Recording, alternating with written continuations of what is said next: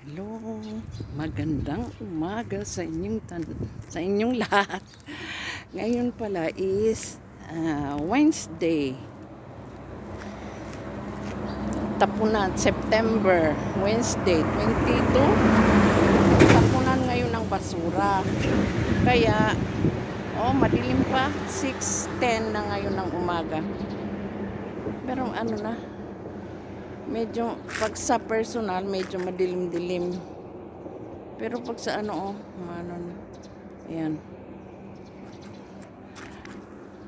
ayan, tingnan nyo yung doon kami nagtrabaho sa flower park, tapos merong itinatapon na may may ugat, kaya nanguha ang ate ko. Ayan, tinanim niya last year pa yan. Ayan, nagbulaklak na siya ngayon.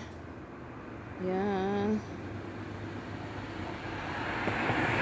Tapos, wala na ang sitaw. Siyempre, tapos na ang season ng sitaw at saka wala na. Sa Bisaya, nangalaya na. Ito. Wala na. Na siya, dry na. Ito, sibuyas. Dahon. Pero, ang tanglad ng ate ko, Diyos, ay over naman. Napakalabong na, Ayan. Ano na ngayon, autumn. Pero ayan pa siya, sabihan ko, ate, harvestin mo na ito para i-frozen ko. Ayun, ang mga kangkong kasi malamig, nalamigan na. Wala ng wala ng vitamin. Nangangayayat. Ayan, yung kinukuha kong kangkong. Wala nang vitamin.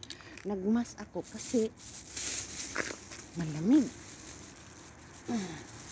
Malamig at mga yan, mga kapitbahay ko dyan, mga kapitbahay ko ba dyan na sa likod ko, yan, mga kapitbahay namin dyan, yan sa likod, mga lalaki yan nakatira dyan Tingnan mo, basara nila, saan na lang itapon. Ayan. Ano naman ito? Naman pang ganito. What is this? What is this?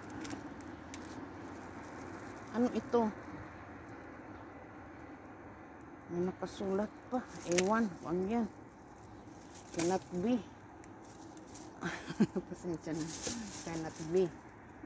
One. Hindi ko alam yan. Bitin natin. Ayan. Yun lang po. Just sharing. Bye-bye. God bless everyone.